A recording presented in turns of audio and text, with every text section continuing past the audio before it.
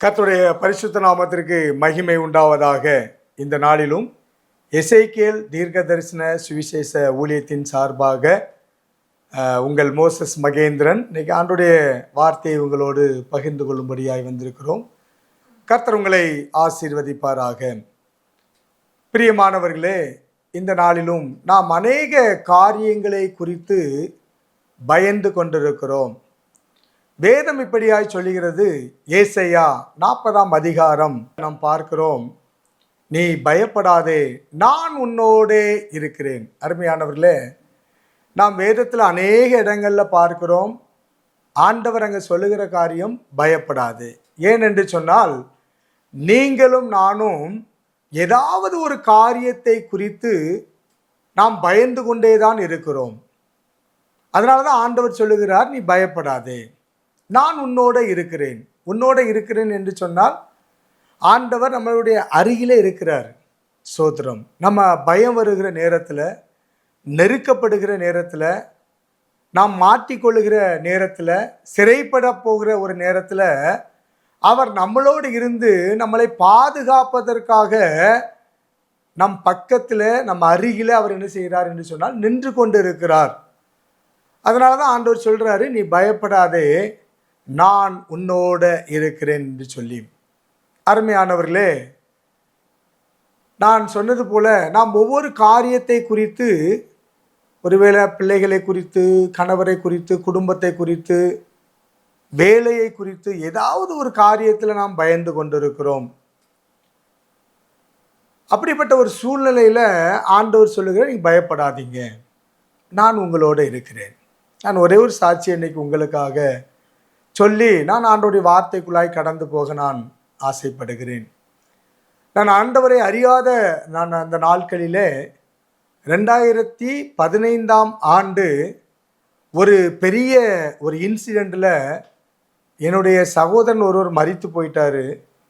எனக்கும் பயங்கரமான அந்த இன்சிடெண்ட்டில் ஒரு பயங்கரமான காயங்கள், என்னுடைய எலும்புகள் எல்லாம் உடைக்கப்பட்ட ஒரு சூழ்நிலை, நொறுக்கப்பட்ட ஒரு சூழ்நிலையில் மருத்துவமனையிலே சோத்திரம் சேர்க்கப்பட்டு, அங்கே அந்த ஐசியூ அவசர சிகிச்சை அந்த வார்டில் கிட்டத்தட்ட நான் ஒரு 15 நாள் ஸ்தோத்திரம் அங்கே அனுமதிக்கப்பட்டிருந்தேன்.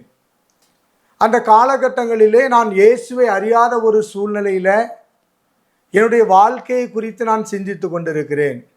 ஏனென்று சொன்னால், அந்த அவசர பிரிவில் என்னால் எழுந்து நடக்க முடியாது, எழுந்து உட்கார முடியாது, பிறருடைய உதவி இல்லாமல். அப்படிப்பட்ட ஒரு சூழ்நிலையில் என்னுடைய வாழ்க்கையை குறித்து நான் சிந்தித்து கொண்டிருக்கிறேன். ஏனென்று சொன்னால், திருமணமாகி 2 குழந்தைகள் இருக்கிறாங்க. எல்லாமே சின்ன சின்ன குழந்தைங்க.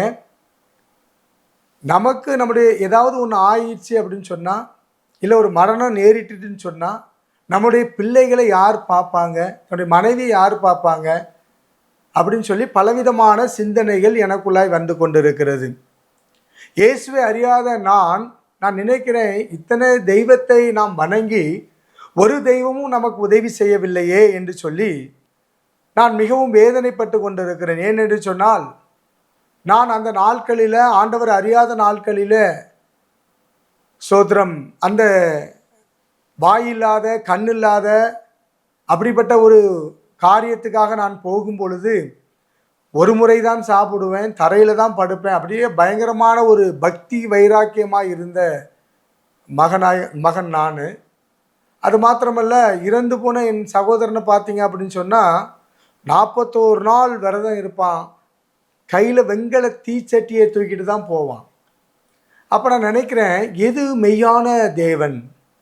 இப்படிப்பட்ட ஒரு சூழ்நிலையில் மரித்து போயிட்டானே, ஒரு சின்ன ஒரு கையோ ஒரு காலோ அந்த மாதிரி ஏதாவது ஒரு சேதம் வந்திருக்கலாமே அப்படின்னு சொல்லி நான் பலவிதமாய் சிந்தித்து கொண்டிருக்கிறேன். அதன் மத்தியில் என் குடும்பத்தை குறித்து சிந்தித்து கொண்டிருக்கிறேன். அப்போ மெய்யான தேவன் யார்? மெய்யான தேவன் யார் என்று சொல்லி எனக்குள்ளாய் ஒரு கேள்வி எழுந்து கொண்டே இருக்கிறது. அப்படிப்பட்ட ஒரு சூழ்நிலையில் மரணம் என்னை நெருக்கி கொண்டிருக்கிறது.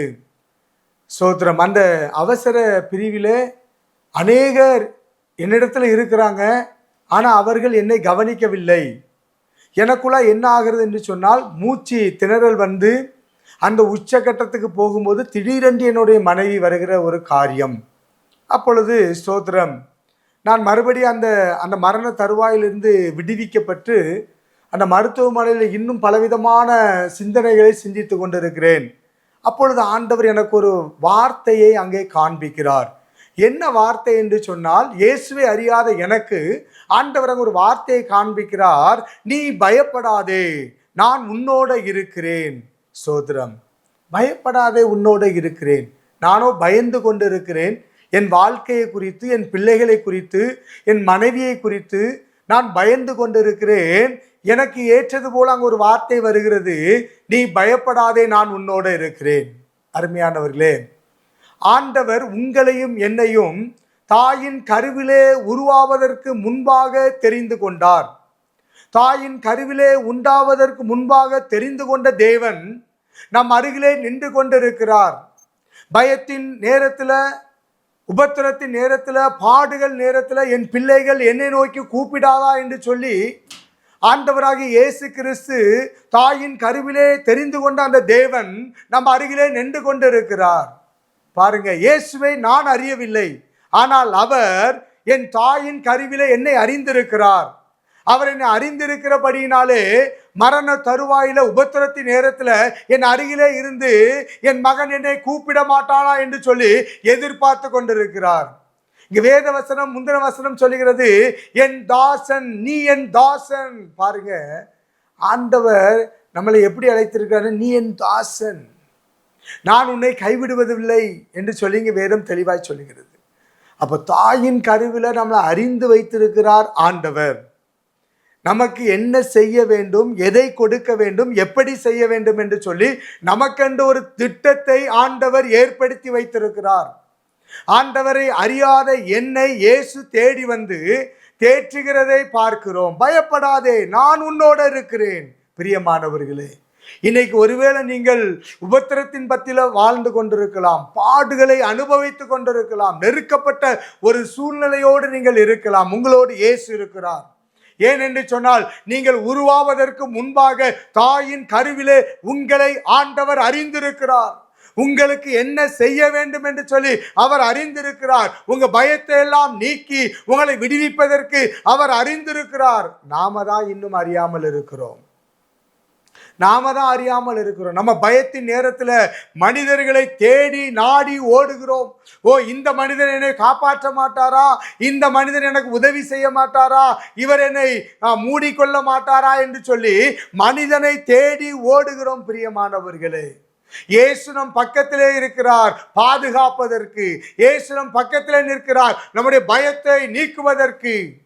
ஸ்தோத்திரம். பாருங்க, இயேசுவை அறியாத என்னை இயேசு தேடி வந்தார், என் பயத்தை நீக்கினார், மரண பயத்தை நீக்கினார். மரண தருவாயில நமக்கு என்ன நேரிட போகிறதோ என்று சொல்லி பயந்து கொண்டிருந்த என்னுடைய மரண பயத்தை நீக்கினார். என் பிள்ளைகளை குறித்து, என் மனைவியை குறித்து நான் பயந்து கொண்டிருக்கிற காரியத்தை என்னை விட்டு நீக்கினார். அருமையானவர்களே, ஏன் என்று சொன்னால், நான் சொன்னது போல ஆண்டவர் தாயின் கருவிலே நம்மளை தெரிந்து கொண்டார். ஏன் என்று சொன்னால், அவருடைய பணியை செய்வதற்கு, அவருடைய பிரதான வேலையை செய்வதற்கு அவர் நம்மளை தெரிந்து கொண்டார். நம்மளை குறித்து ஒரு திட்டம் வைத்திருக்கிறார், நம்மளை குறித்து ஒரு சித்தம் வைத்திருக்கிறார். அது நிறைவேறி தீருமளவோ அவர் நம்மளோடு இருந்து நம்மளை பாதுகாக்கிற தேவனாய், அவர் நம்மளோடு இருந்து நம்முடைய பயங்கள் எல்லாம் நீக்கிற தேவனாய் இருக்கிறார். எத்தனை தடைகள் வந்த போதிலும், எத்தனை சோதனை வந்த போதிலும், ஒவ்வொரு நாளும் ஆண்டவர் நம்மளோடு இருந்து தேற்றுகிற தேவனாய் இருக்கிறார். முதலாவது அவர் சொல்லுகிற வார்த்தை, நீ பயப்படாதே, நீ திகையாதே, நான் உன் தேவன். அல்லேலூயா. கர்த்தர் பாருங்க, இஸ்ரவேல் ஜனங்களை நாம் பார்க்கிறோம். அங்கே அடிமைத்தன வாழ்க்கையிலிருந்து அங்கே மோசே அழைத்து வந்ததை பார்க்கிறோம். முன்பாக செங்கடல் என்கிற ஒரு கடலை பார்க்கிறோம். எப்படி இந்த தடைகளை நாம் தாண்ட போகிறோம்? பின்னாடியோ பார்வோன் சேனை வந்து கொண்டிருக்கிறது. பார்வோன் சேனை பின்தொடர்ந்து வந்து கொண்டிருக்கிறது. எப்படி நாம் பாதுகாக்கப்பட போகிறோம்? நாம் மடிய போகிறோமே என்று சொல்லி அங்கே இஸ்ரவேல் ஜனங்கள் பயந்து கொண்டு திகைத்து கொண்டு இருந்தார்கள். அருமையானவர்களே, ஆண்டவர் நம்மளோடு இருக்கிறார் என்பதை மறந்துட்டாங்க. அநேக அற்புதங்களையும் அதிசயங்களையும் செய்ததை தன்னுடைய சொந்த கண்களினாலே பார்த்த அந்த இஸ்ரவேல் ஜனங்கள் ஆண்டவர் நம்மளோடு இருக்கிறதை மறந்து அவர்களை பின்தொடர்ந்து வந்த பார்வோன் சேனையை பார்த்து பயந்தார்கள். இன்னைக்கு நாம் அப்படிதான் பயந்து கொண்டிருக்கிறோம். நம்மளை பின்தொடர்ந்து வருகிற பலவீனத்தை குறித்து பயந்து கொண்டிருக்கிறோம். நம்மளை பின்தொடர்ந்து வருகிற உபத்திரத்தை குறித்து பயந்து கொண்டிருக்கிறோம். நம்மளை பின்தொடர்ந்து வருகிற பாடுகளை குறித்து பயந்து கொண்டிருக்கிறோம்.